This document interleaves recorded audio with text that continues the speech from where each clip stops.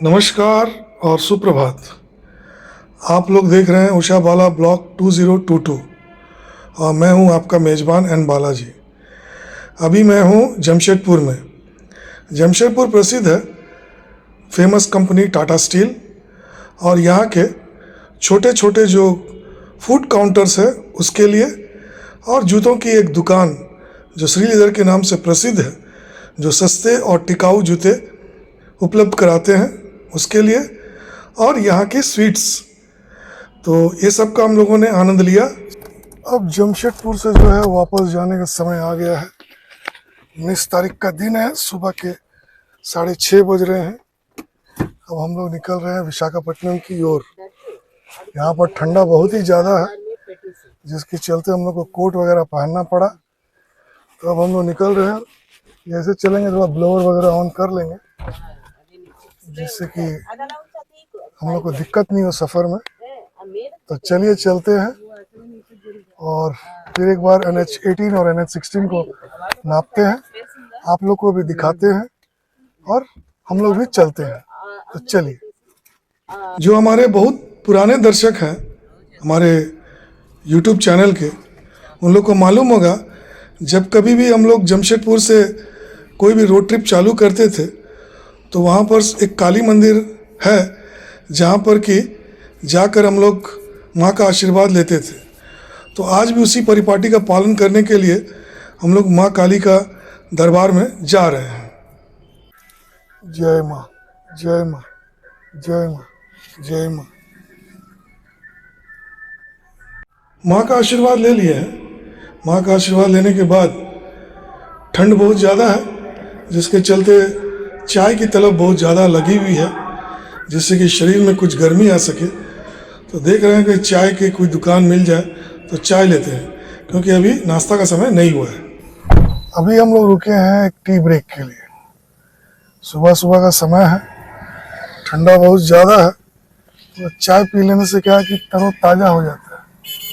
तो उसी के लिए रुके हैं, चाय पी के फिर निकलते हैं। ఇంచ్ బాగుంటే ఇంచ్ దాం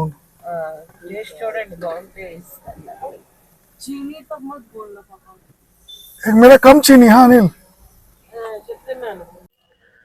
बिना चीनी का चाय यहाँ पर अवेलेबल नहीं है, सो इसलिए मैं तो नहीं पी रहा हूँ चाय।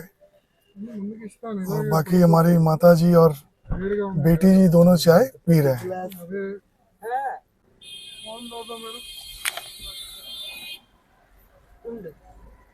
क्या पैसा देना उसको? कितना देना बोलना है? पहला टी ब्रेक खत्म हुआ। अब हम लोग निकल पड़े हैं विशाखापट्टनम की ओर।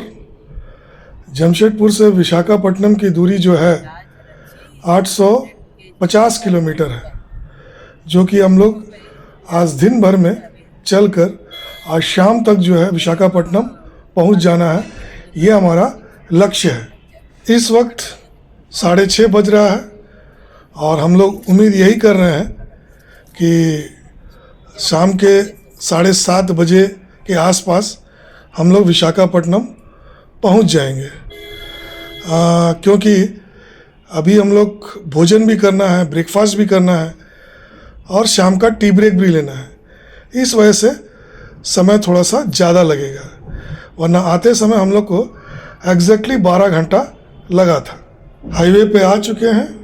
हम लोग कुछ ही देर में बारागुड़ा पहुंच जाएंगे। पहुंच गए हम लोग बारागुड़ा। यहाँ से सीधा बरीपदा के लिए निकलना होगा। बरीपदा के बाद बैसिंगा, उसके बाद बालासोर है। बारीपदा एक ऐसा स्थान है जो कि झारखंड और उड़ीसा को अलग करता है। या दूसरे शब्दों में कहा जाए, बारीपदा बॉर्डर प्रांत है और यहाँ पर चेक पोस्ट भी है। जल्द से जल्द बरीपदा को पार कर हम लोग को झाड़पोखरिया पहुँचना है। झाड़पोखरिया एक ऐसा स्थान है जहाँ पर कि बहुत सारे छोटे छोटे टी स्टॉल्स और ब्रेकफास्ट के पॉइंट्स आपको मिल जाएंगे। ये है झाड़ पोखरिया झाड़, यहाँ पर चाय मिलने का संभावना थोड़ा सा। कन्ने వెళ్ళిపోయాం मुंबई दार्लन फिर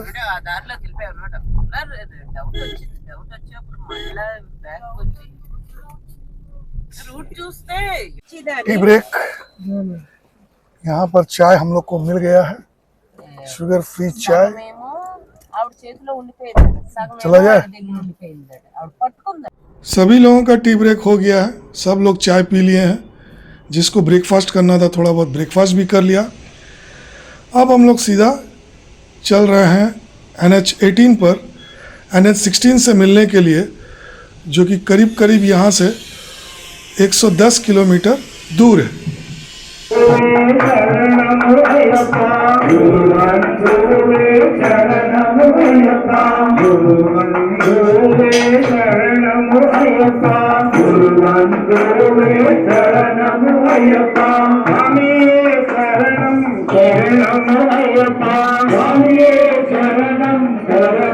ये वही स्थान है जहाँ पर कि NH18 और NH16 दोनों मिलते हैं। उधर से साइड से जो आ रहा है वो NH16 है और हम लोग जा रहे हैं NH18 से NH16 को ओवरलैप करते हुए उससे मिलेंगे।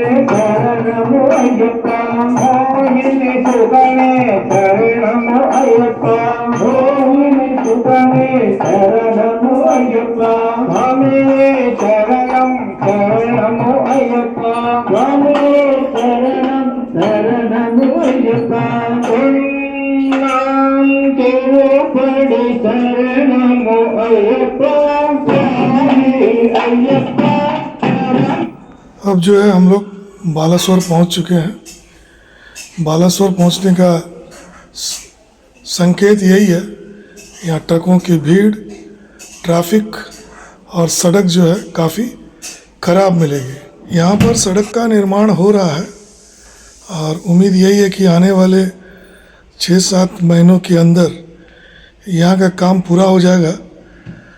ऐसा हम लोग कई सालों से देखते आ रहे हैं, लेकिन अभी तक यहाँ ख़त्म नहीं हुआ है काम। यहाँ पर ट्रैफिक बहुत ज़्यादा है, कंजेस्टेड है, काफ़ी कठिनाई से हम लोग यहाँ से पार हो रहे हैं। और यहाँ पे सबसे बड़ी प्रॉब्लम ये है कि यहाँ पर जगह जगह पर जो है अनकॉमन सा बम्प जो है बनाया गया है।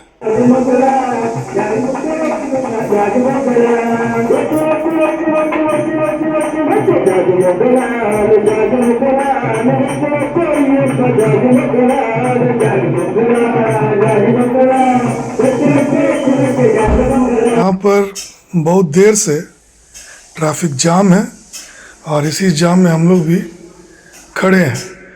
ये सड़क बनाने वाली एक जो मशीन है वो हटाई जा रही है और उसके हटाने के बाद जो है सड़क ट्रैफिक जो है फिर आगे बढ़ेगी। करीब 35 मिनट इंतज़ार करने के बाद ये ट्रैफिक खुला है। और ये ट्रैफिक कितना देर तक खुला रहता है और कितनी देर तक हम लोग इस तरह से फ्री मूवमेंट कर पाते हैं, ये कहना बड़ा दिक्कत है, क्योंकि जब तक कि हम लोग भद्रक नहीं पहुंच पाते हैं इस तरह का जाम्स वगैरह में फंसना बड़ा कॉमन है इस जगह पर। ये बहुत अनकॉमन सा एक टॉल, जो कि टॉल कम और मुझे चेक पोस्ट ज़्यादा लगता है, क्योंकि यहाँ पर के कोई गेट उट नहीं है, बस एक स्कैन करने वाला एक मशीन लगा हुआ है और आपका जो फास्टैग का बार कोड को स्कैन करता है और पैसे कट जाते हैं। सड़क को देखकर ऐसा नहीं है कि लगता है कि आपको टोल लेना चाहिए, लेकिन फिर भी सरकार का जो नियम है वो तो है ही। अब हम लोग बार फिर कुछ अच्छी सड़क पर आए हुए हैं जहाँ की ट्रैफिक नहीं है। ஆண்டவாம் சரணம் ஐயப்பா ஹரிஹர சுதமே சரணம் ஐயப்பா ஹரிஹர சுதமே சரணம் ஐயப்பா ஹரிஹர சுதமே சரணம் ஐயப்பா ஹரிஹர சுதமே சரணம் ஐயப்பா குருவன் குருவே சரணம் ஐயப்பா குருவன் குருவே சரணம் ஐயப்பா குருவன் குருவே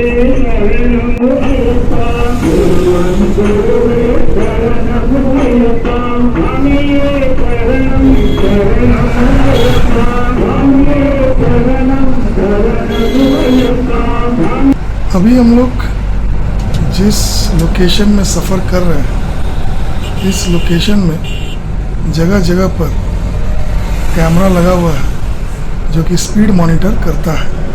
इसके अलावा सड़क के किनारे जगह जगह पर जीप लगाकर वहाँ पर कैमरा लगा हुआ है, वहाँ से भी स्पीड मॉनिटर करता है।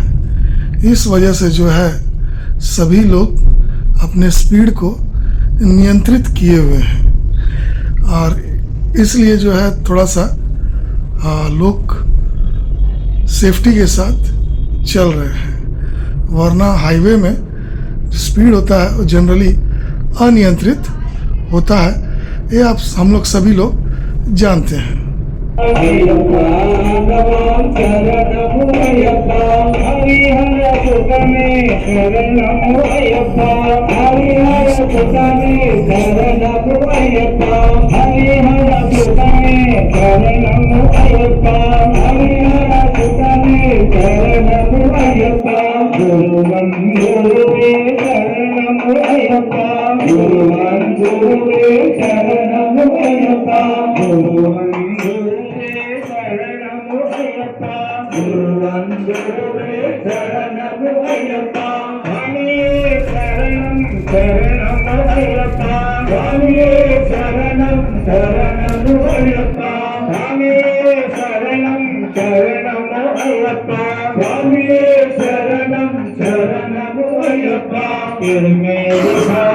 अभी मैं ठहरा हुआ हूँ पानी कौली नामक एक जगह पर, जो एक छोटी उड़ीसा का छोटा सा प्रांत है और यहाँ पर हम लोग हाईवे पर खड़े हैं और इंतज़ार कर रहे हैं अपने एक मित्र का जो मुझसे मिलने आने वाला है। तो इससे पहले भी हमारे घर पर आया था और हम लोग बहुत सारे जगह पर घूमने गए थे।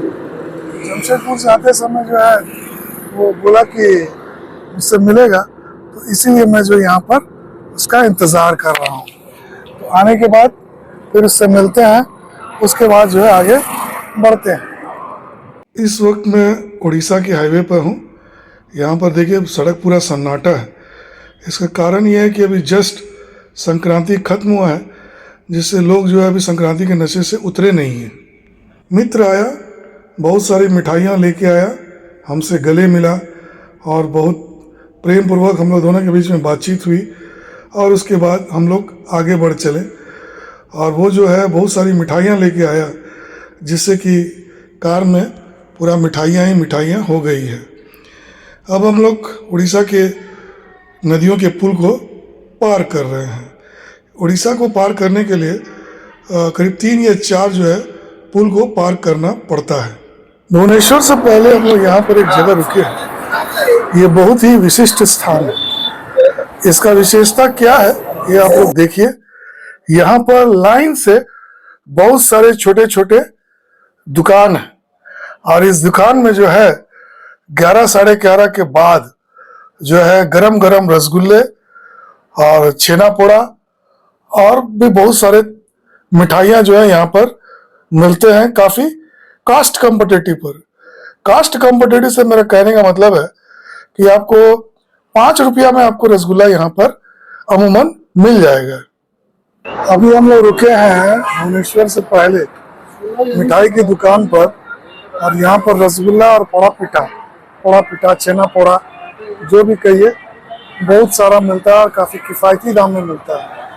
तो वही आए हैं देखने के लिए। ये देखिए पूरा मीठा जो है भरा हुआ है। यहाँ की मिठाइयों की तारीफ में क्या करूँ।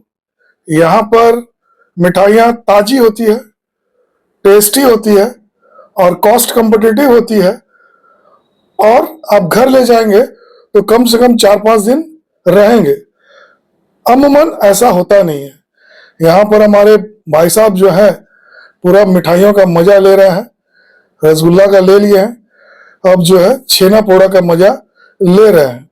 यानी 2 रसगुल्ला और करीब करीब 100 ग्राम्स छेना पोड़ा का जो है इन्होंने आनंद आज लिया है। यहाँ पर देखिए विभिन्न साइज के रसगुल्ले हैं, विभिन्न साइज का और पड़ा पीटा है, छेना पोड़ा है और भी बहुत सारा मिठाइयाँ यहाँ है। यहाँ पर 5 रुपया, 10 रुपया, 20 रुपया का रसगुल्ला साइज के अनुसार मिलता है। अब हम लोग का यहाँ पर हो गया, देखिए लाइन से यहाँ पर दुकानें काफी दूर तक है। हम लोगों ने मिठाई का मजा ले लिया है। अब हम लोग आगे बढ़ते हैं अपने गंतव्य स्थान के लिए, और हो सका तो हम लोग यहाँ पर रुक कर कहीं बढ़िया जगह में पेट्रोल ले लेंगे, क्योंकि उड़ीसा में आप सभी को मालूम है पेट्रोल सस्ता है। कुछ दूर चलने के बाद में हम लोग एक पेट्रोल पंप मिला जहाँ पर की सभी सुविधाएं उपलब्ध है, तो हम लोगों ने यहाँ पर रुकना उचित समझा और हम लोग पेट्रोल ले रहे हैं। और हमारी साथ में चलने वाली जो महिलाएं हैं उनको रिफ्रेश होना है, वो लोग फ्रेश रूम जा रही है रिफ्रेश होने के लिए, और मैं यहाँ पर ऑटो कट लगाकर पेट्रोल भरवा रहा हूँ। ऑटो कट के बाद ही मैं पेट्रोल को यहाँ टॉप अप करूंगा, क्योंकि विशाखापट्टनम की तुलना में उड़ीसा में पेट्रोल का दाम करीब करीब 6 रुपया कम है। यानी कि अगर 30 लीटर भी मैं भरवाता हूँ तो 180 रुपये का मुझे लाभ है। तो इसलिए मैं यहाँ पर जितना ज्यादा हो सके उतना पेट्रोल भरवा लूंगा, जिससे कि विशाखापट्टनम पहुंचने के बाद ही मुझे कुछ दिन पेट्रोल भरवाना नहीं पड़े। यहाँ पर देखिए पेट्रोल पंप में डालिया फूल खिला है, इसका मतलब है कि आजकल पेट्रोल पंप वाले भी पर्यावरण का ध्यान रख रहे हैं। 2:30 बज चुका है, यहाँ पर एक होटल दिखा तो हम लोग जो है रुक गए भोजन करने के लिए। अभी हम लोग रुके हैं एक छोटे से होटल पर, नाम है पंडित ढाबा। समय हुआ है 2:07। और यहाँ पर सबसे बड़ा बात है नाम है पंडित ढाबा और नॉनवेज भी अवेलेबल है। तो हम लोगों ने वेज खाना ही ऑर्डर किया है और उम्मीद है कि 3rd क्लास खाना ही होगा। देखते हैं फिर भी खाना कैसे होगा, क्योंकि यहाँ का हरकत देखने से वेटर लोग का कुछ ठीक नहीं लग रहा है। लेट अस सी, देखते हैं जो भी मिलेगा।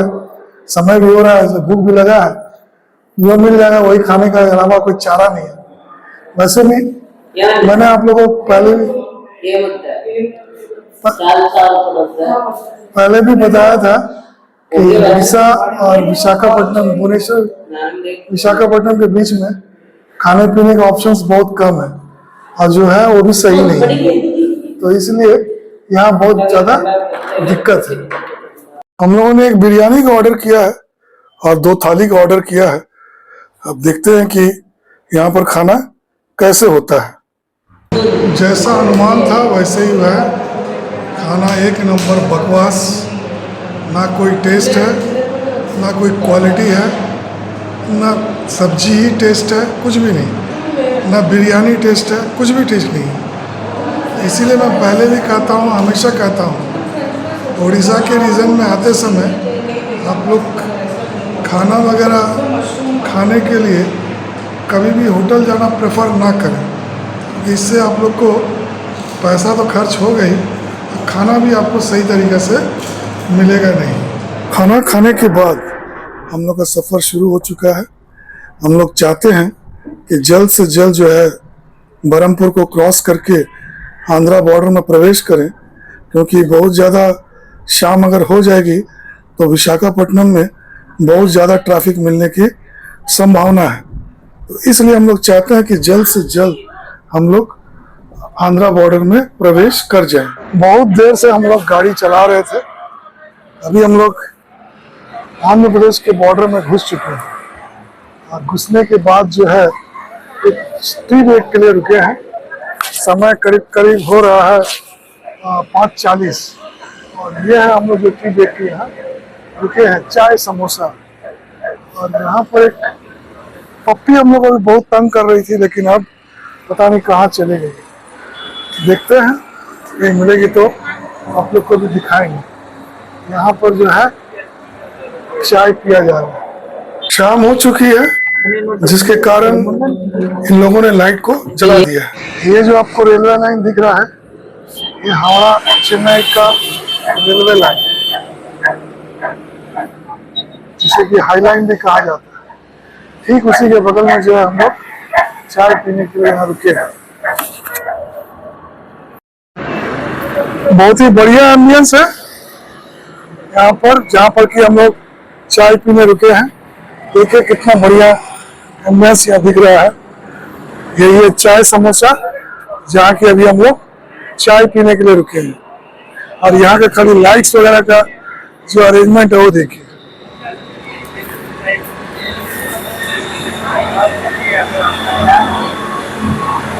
बगल में शायद एक लॉज भी है, जो काफी खूबसूरत बनाया है ये लॉज। टी ब्रेक के बाद हम लोग का सफर एक बार फिर शुरू हो चुका है विशाखापट्टनम की ओर।